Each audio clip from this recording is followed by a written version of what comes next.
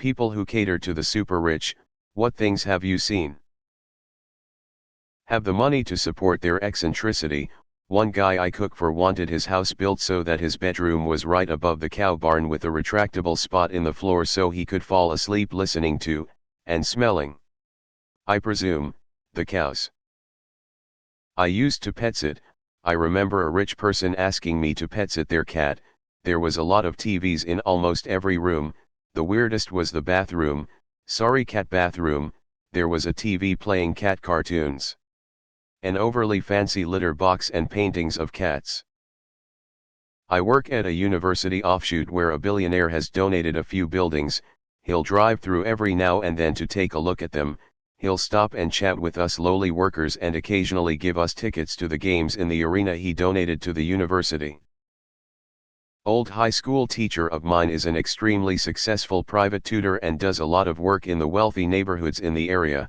He told us once he was tutoring a kid and helped him get prepared and pass his college-level physics class, and at the end of their last session the kid told him to wait there and went into his dad's office and came out with his payment and an extra $1,000.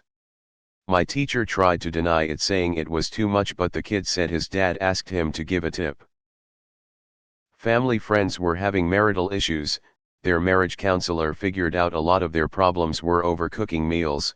The counselor reminded them that they are rich and can just cater all their meals and it would be cheaper than getting a divorce. They listened to the counselor and now are happily married again. I used to work for an Arab billionaire's son, a daddy's money guy, terrible garbage human being. Once saw him spend $16,000 on a wallet. Was a fancy one with little gold spikes on it and stuff. He had shoes with gold on them. I remember one year for his birthday he received like 30 plus cakes, big fancy cakes, and he told us to leave them on the floor in the hallway outside his room. We walked by those cakes every day for 2 weeks waiting for instruction. After the 2 weeks we were told to throw them away. I used to work for a company that modified aircraft for really rich people. I'm talking 747s, not Gulfstreams. This company had made several aircraft for this one customer who I was told had purchased a new one solely because his spiritual advisor had told him that one of his current planes was bad luck. He still let his wife use it for her personal travel. To me, one of the most exquisite features of these planes wasn't the gold-plated everything or rare wood veneers, it was the silk carpet. That stuff cost over $1,000 per square foot and feels like walking on a bed of angel feathers harvested in the most inhumane way possible. Granted, these guys don't deck out the whole plane, just their personal areas. The aft third is usually reserved for staff and such and is more like a fancy economy class. But yeah, silk carpet. My wife's aunt and uncle were busy the entire day of their 25th anniversary and returned home at about 2100 hours, decided that the kids needed a bit of fun and booked a private jet to Moscow. They live in Paris, and spent a week there. Money, gotta love it. I'm a driving instructor and one group rented the track to drive their supercars for the day. At the end of the day they all partnered up and got into the cars to leave. After they were gone we realized that they had forgotten their Lamborghini Aventador at the track. Client was a mega-millionaire in the 60s, so even richer when I met him. He'd ride the bus to the office to have free coffee, every day. I became personal friends with my boss and his wife, super nice people. The wife turned out to be an heiress and would buy me whatever I mentioned, like in passing during a conversation. I learned gifts were how she was raised to show love. I've trained myself to only talk about things I already own unless I find something useful she might like and suggest it for her. Keith Urban tipped me $7 on a $4 shake and left the keys to his Bentley at the store, but he came back and got them.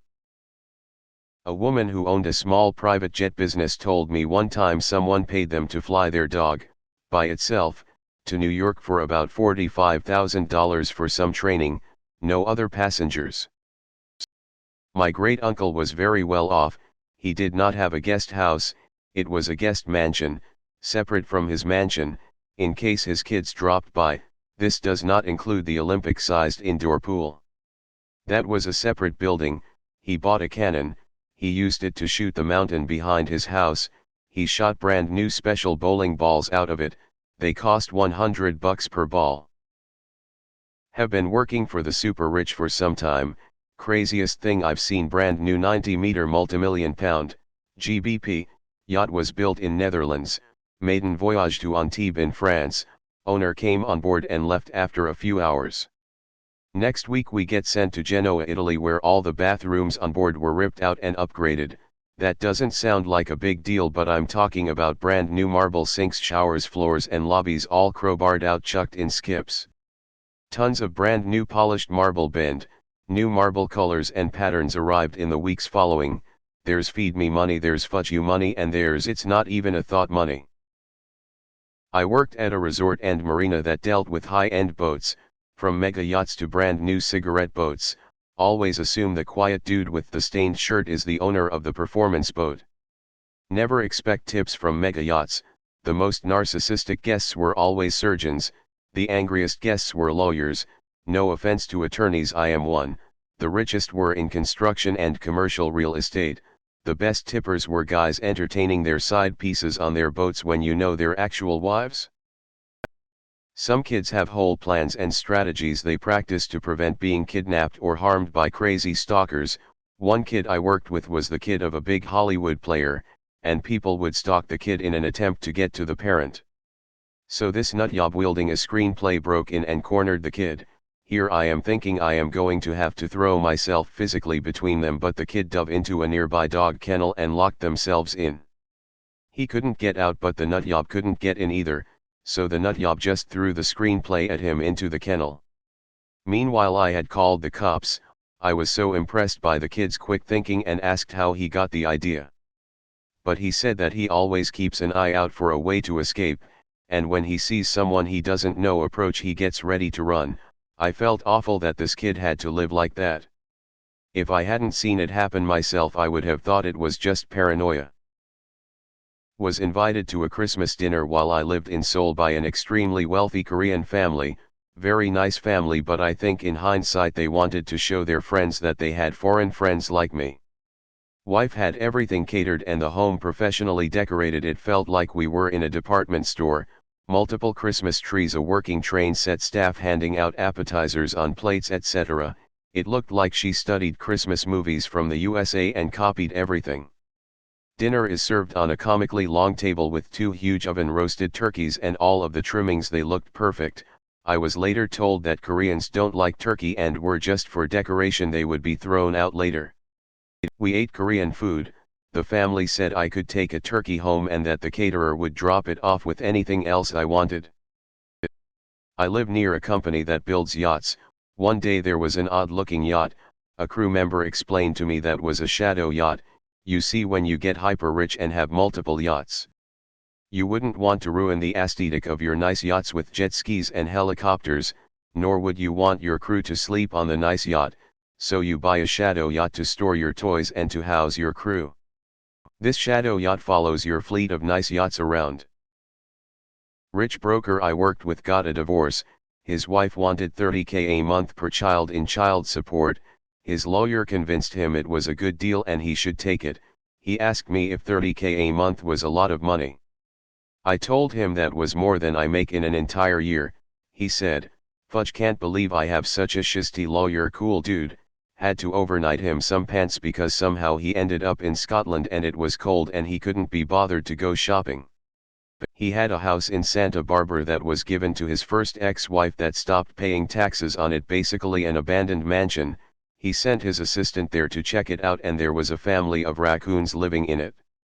He really liked Grey's Anatomy and needed ice for his Diet Coke, like really needed ice, so the office got a $1,000 ice machine just on the off chance he showed up to the office.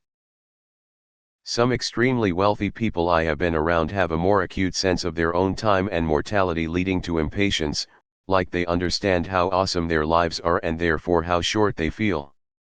I knew a guy whose vintage yacht broke down before summer, so he bought another one strictly for that upcoming summer.